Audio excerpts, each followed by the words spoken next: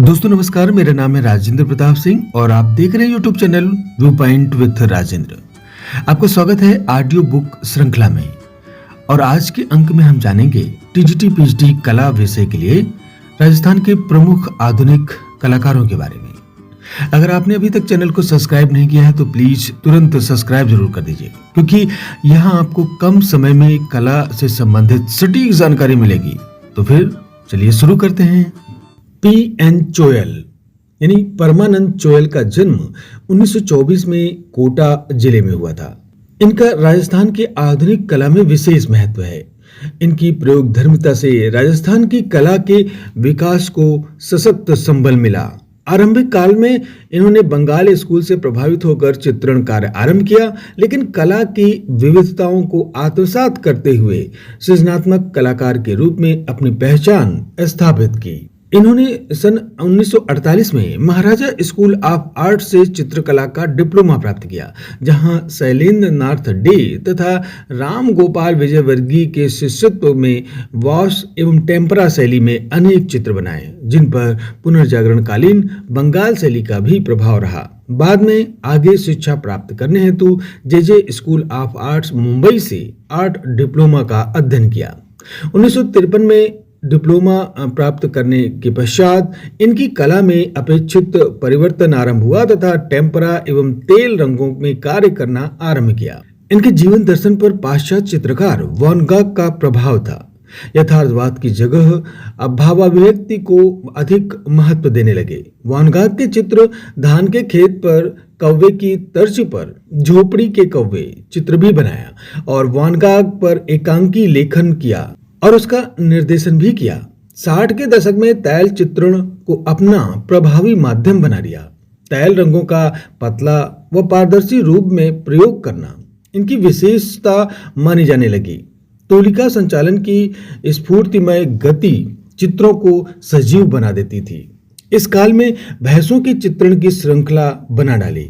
रेखांकन व तैल चित्रण में इन श्रृंखलाओं को इतनी ख्याति मिली कि इनको भैंसों का चित्रकार कहा जाने लगा। 1960 में इन्हें राजस्थान ललित कला अकादमी का राज्य पुरस्कार भी प्राप्त हुआ। इन्होंने स्त्री चित्रण को भी अधिक महत्व दिया। शिशु व मां के रूप में इन्होंने कई भावपूर्ण चित्र बनाए। इन्होंने ग्राफिक, छापा कला व तैल चित्रण में विशेष अध्ययन हेतु 1961 में स्लेड स्कूल ऑफ लंदन गए। वहां पर इन्होंने शारीरिक गठनशीलता का वैज्ञानिक रीति से अध्ययन किया। वहां पर कार्य करते हुए इनके चित्रों में विवरणात्मक सूक्ष्मता अधिक सशक्त ढंग से चित्रों में उभर कर आने लगी। चित्रों में भावात्मक अभिव्यक्ति के साथ शारीरिक गठनशीलता को मिश्रित कर एक सशक्त शैली की रचना की, जो इनकी विशेष शैली के रूप में प्रतिष्ठित हुई थी। इन्होंने राजस्थान के परंपरागत मूल्यों की पुनर्स्थापना हेतु एक श्रृंखला की रचना की, जो राजस्थान की प्राचीन भग्नावशेषों तथा पुरानी खंडहरनुमा हवेलियों, राज प्रसादों पर आधारित थी। इन चित्रों में कौवों के स्थान पर गिद्धों को चित्रित किया गया है, जो जीवन की निस्सारता की प्रतीक हैं। पी.एन. चोयल ने विभिन्न चित्र श्रृंखलाओं की रचना की, जो किसी विशेष प्रयोजन के लिए होती थी। समाज की पीड़ा को दर्शाती एक श्रृंखला खिड़की बनाई, जिसमें मेरी गली के आसपास, उदयपुर की गली, चित्तौड़, दो नारियां आदि उल्लेखनीय हैं।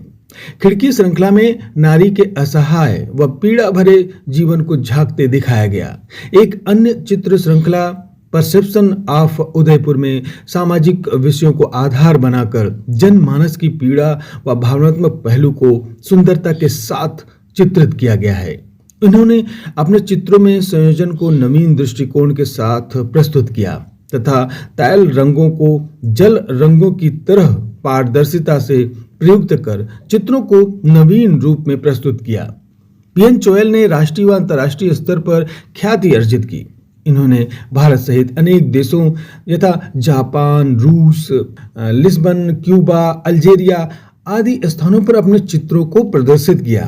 इन्हें 1988 में ललित कला अकादमी दिल्ली के द्वारा राष्ट्रीय पुरस्कार दिया गया। राजस्थान ललित कला अकादमी द्वारा भी 6 बार राजकीय पुरस्कार से सम्मानित किया गया। 2007 में ललित कला अकादमी दिल्ली के द्वारा कला रत्न की उपाधि भी दी गई। परमानंद चोइल ने लंबे समय तक मोहनलाल सुखाड़िया विश्वविद्यालय उदयपुर में कला शिक्षक के रूप में राजस्थान के कला विद्यार्थियों को तराशा। राजस्थान में समकालीन कला एवं कलाकारों की स्थापना में इनकी बहुत महत्वपूर्ण भूमिका रही। सन 1984 में ये रिटायर हो गए और उसके पश्चात अपनी सृजन यात्रा को आगे बढ़ाते रहे, जो 2012 में इनके निधन के साथ समाप्त हुई।